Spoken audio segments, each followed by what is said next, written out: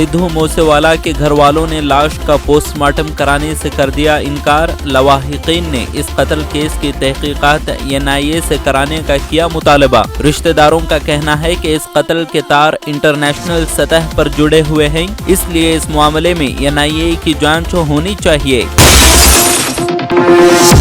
सिद्धू मूसेवाला के कत्ल से हर कोई हैरान व परेशान। मानसा के जवाहिर गांव के करीब कुछ लोगों के फायरिंग की वजह से हुआ इंतकाल। इसके कत्ल की खबर से पूरे पंजाब में सनसनी फैल गई। एक CCTV वीडियो मंजर आम पर आया जिसमें 2 कारें सिद्धू मूसेवाला की कार का पीछा करती आ रही हैं नजर।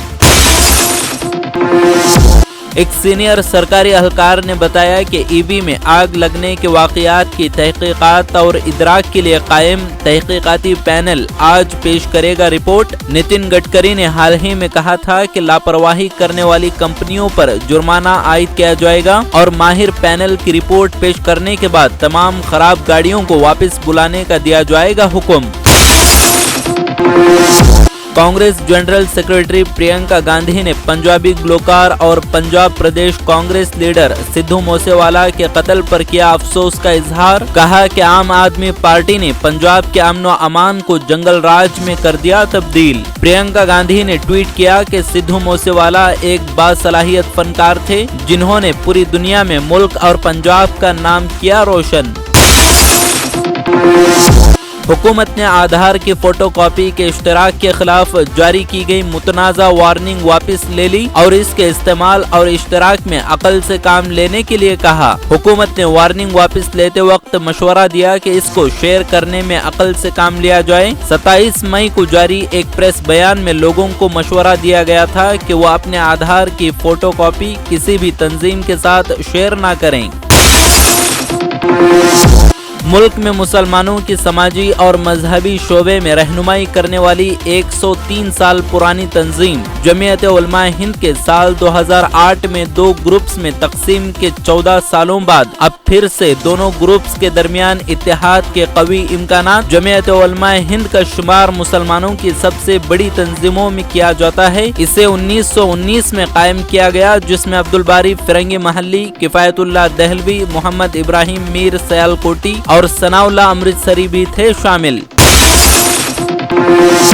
रिजर्व बैंक ऑफ इंडिया ने हाल ही में एक रिपोर्ट की जारी जिसमें कहा गया है कि गुज़िश्ता 1 साल के दौरान मुल्क में जाली नोटों में हुआ है इजाफा। रिपोर्ट के हवाले से TMC के रुकन पार्लियामेंट डेरेक ओब्रायन ने वजीर आजम मोदी पर किया हमला। साथ ही मोदी के इस दावे पर भी तंज किया जिसमें कहा गया था कि नोटबंदी से डिजिटल लेन देन को फरोग मिलेगा और बाजार से जाली करेंसी का हो जाएगा सफाया।